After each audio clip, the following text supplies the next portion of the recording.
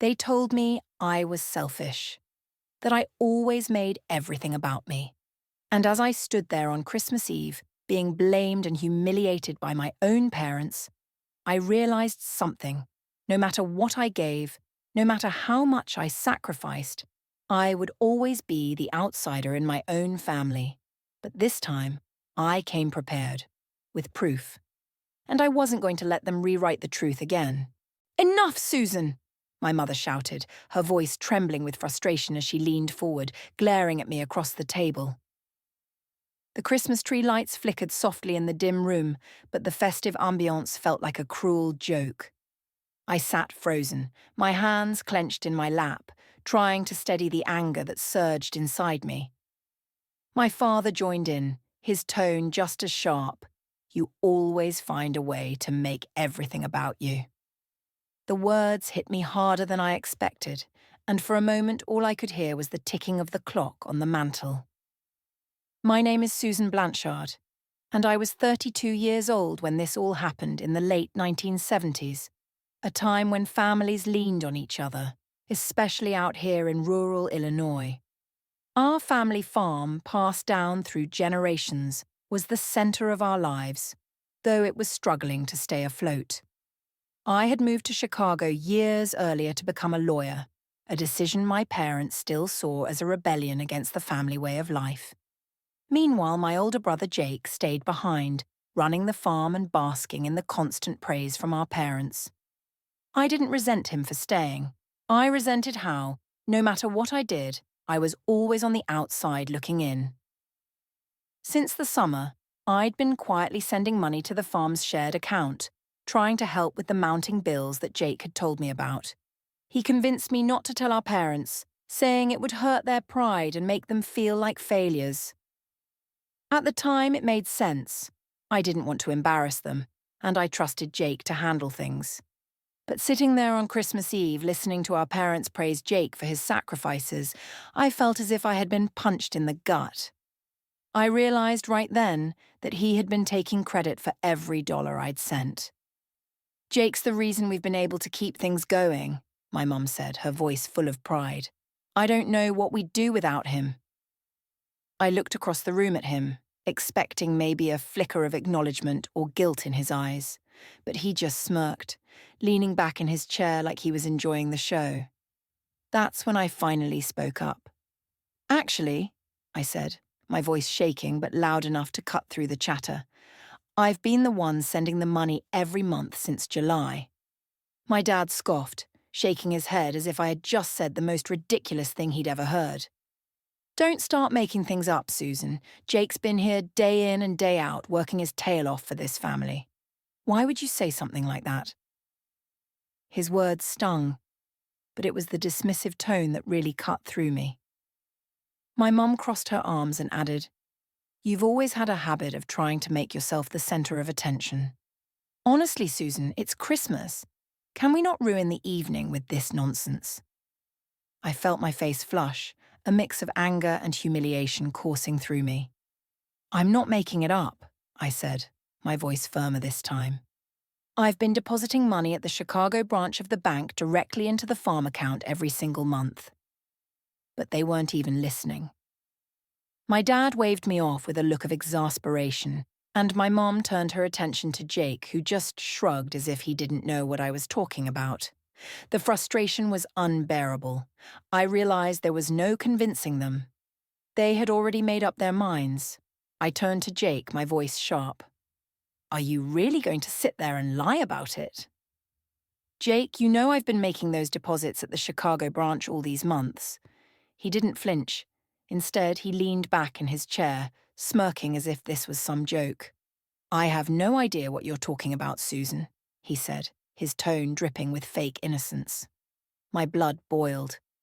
"Unbelievable," I muttered, shaking my head, but our parents didn't even seem to care. My dad sighed heavily as if I were the one ruining the evening, and my mom gave Jake a sympathetic look as though he were the victim. I stood up, my chair scraping loudly against the floor, and looked directly at Jake. "You know exactly what I'm talking about," I said, my voice trembling with anger. "Those deposits weren't small, Jake. You've been sitting here, letting our parents believe you're some kind of hero when all you've done is lie. If you don't admit it now, I'll leave first thing tomorrow, go back to Chicago, and get the proof myself." Jake shrugged again, leaning back as if none of this mattered. "You're wasting your time, Susan," he said with a chuckle. "Whatever story you've cooked up in your head, go ahead and prove it." In that moment, I realized Jake didn't think I'd go through with it. He thought I'd back down, like always. But this time was different. I wasn't going to let him keep getting away with it. The next morning, I packed my bags, unable to face another moment in that house. I told my parents I was leaving, and predictably, my mum sighed, her voice heavy with disapproval. "It's Christmas, Susan," she said, as if I were the one ruining everything. My dad didn't even look up from his coffee. "Can't go a single holiday without causing a scene," he muttered. Jake barely hid his grin, lounging smugly in his chair like he'd won.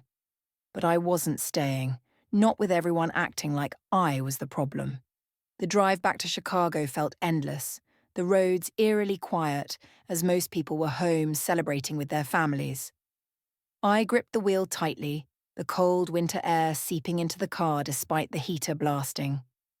My thoughts churned, replaying everything that had happened the night before. Jake didn't think I'd go through with it, and that was clear. He probably expected me to stew in silence, too intimidated by our parents' blind faith in him to actually leave. But this time was different. I was tired of being dismissed, tired of letting him walk all over me.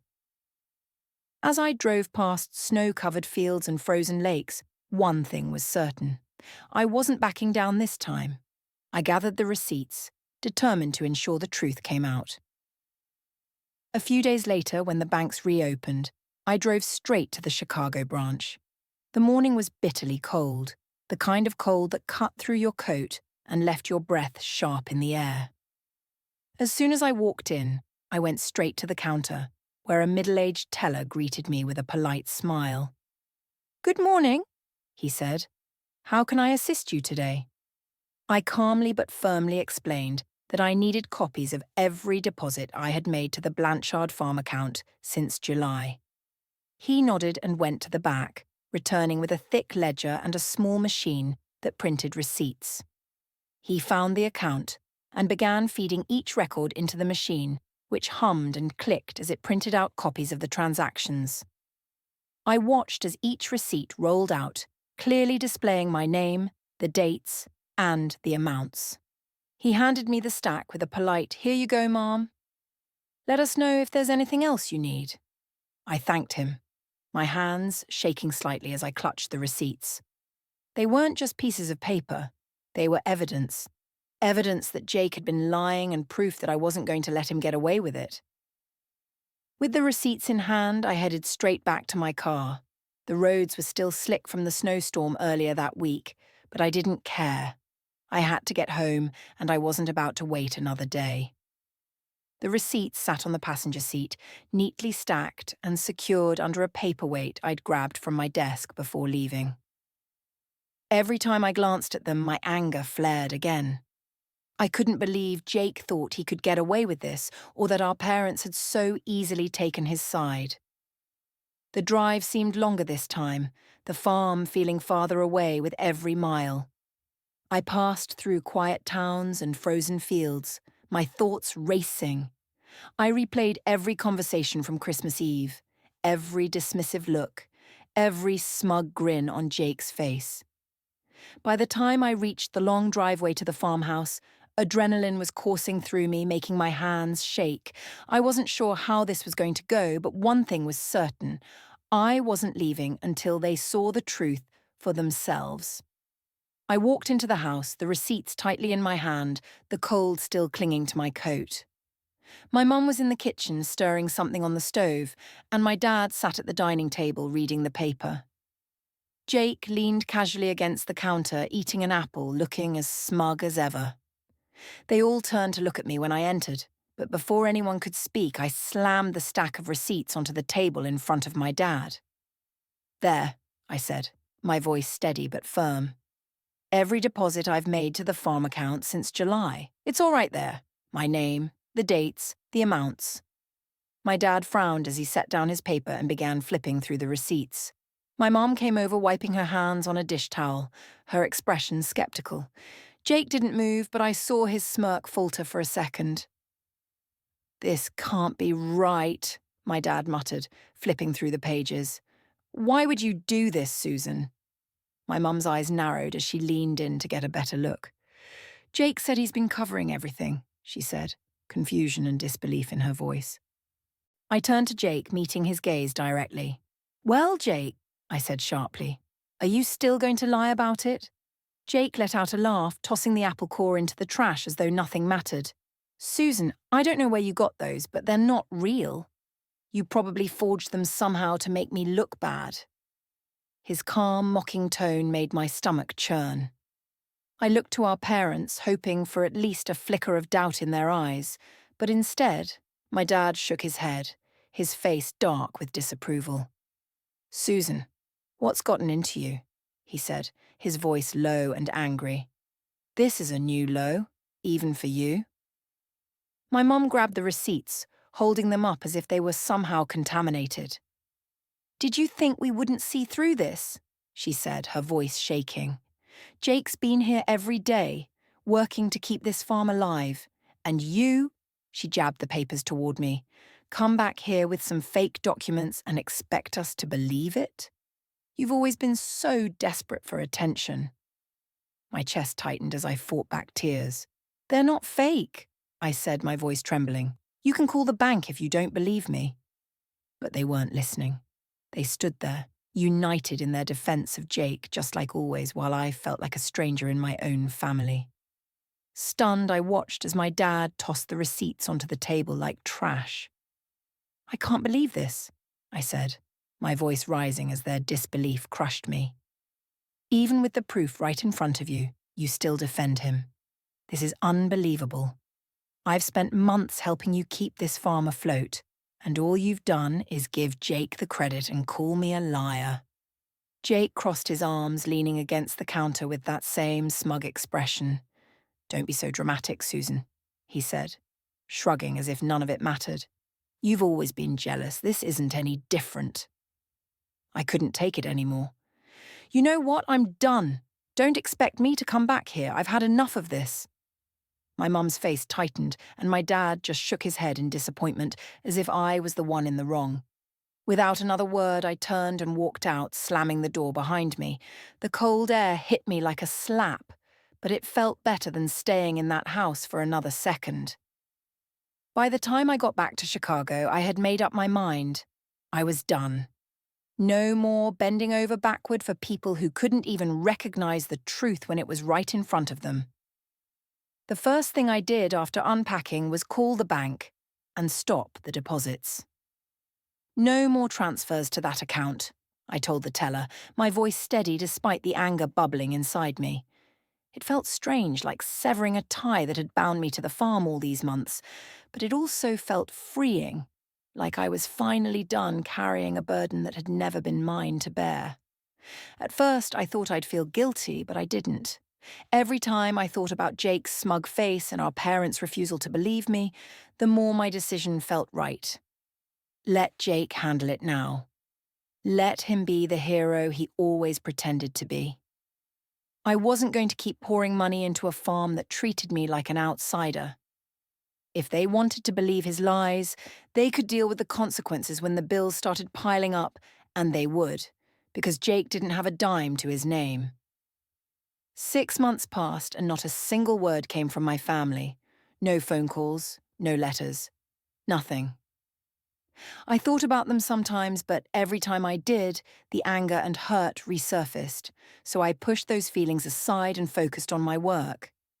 Then, one summer afternoon, there was a knock on my apartment door. I wasn't expecting anyone, and when I opened it, I froze. There stood my mum and dad, looking tired and a little sheepish. For a moment, I didn't know what to say.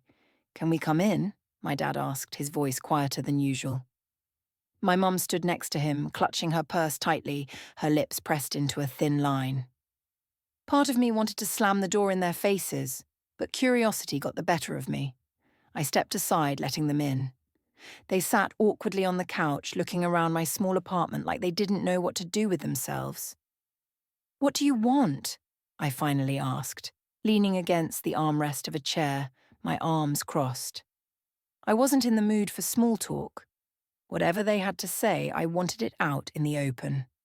My dad cleared his throat and stared at the floor as if the words would come from there.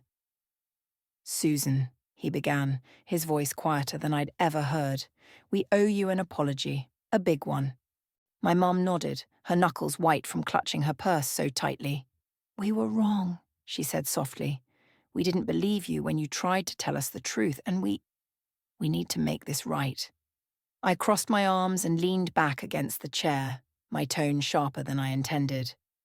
"Go on," I said. My dad sighed heavily. "After you left, things started falling apart on the farm. Bills piled up, equipment needed repairs we couldn't afford, and the crops didn't bring in enough to keep us going. At first, we didn't understand and thought Jake had it handled. He kept saying he'd figure it out, but he didn't. And when we pressed him, he finally confessed." My mum's eyes were filled with tears. "He admitted it, Susan. He told us you were the one making the deposits all those months, that you were the reason we stayed afloat. We couldn't believe it. Not just that he lied, but that we didn't listen to you when you tried to tell us." She reached out, her voice trembling. "We're sorry, Susan, truly sorry for not believing you, for how we treated you.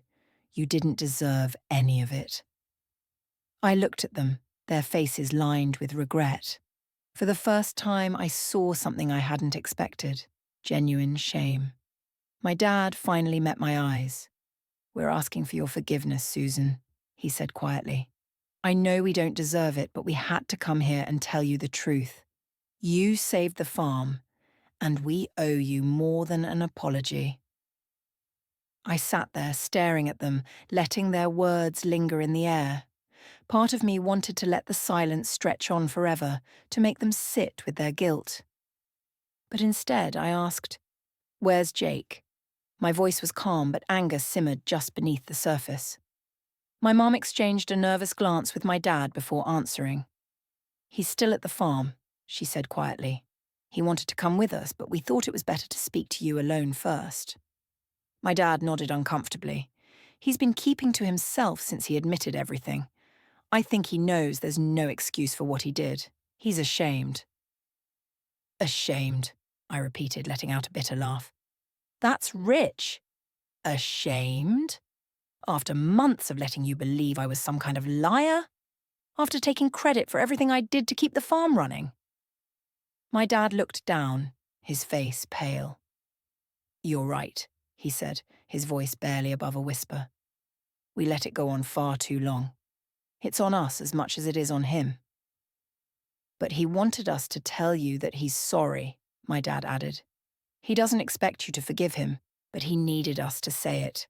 I snapped, leaning forward in my chair. "What are you talking about? You're still protecting him? He should be here, apologizing in front of me. You should have forced him to come here." My voice echoed through the apartment, and I could see the shock on their faces, but I didn't care. I was done tiptoeing around their favoritism. My mum opened her mouth to speak, but I cut her off. "Do you even hear yourselves?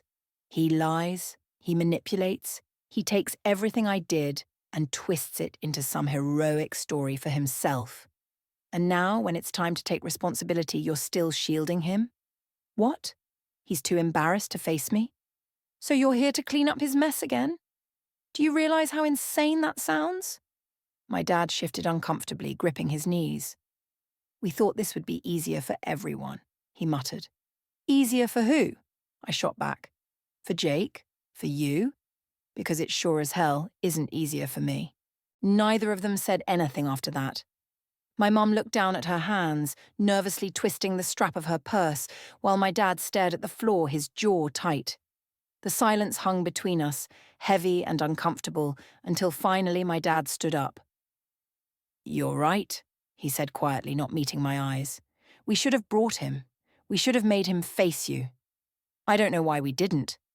Maybe because we've been making excuses for him for so long. It's just what we do.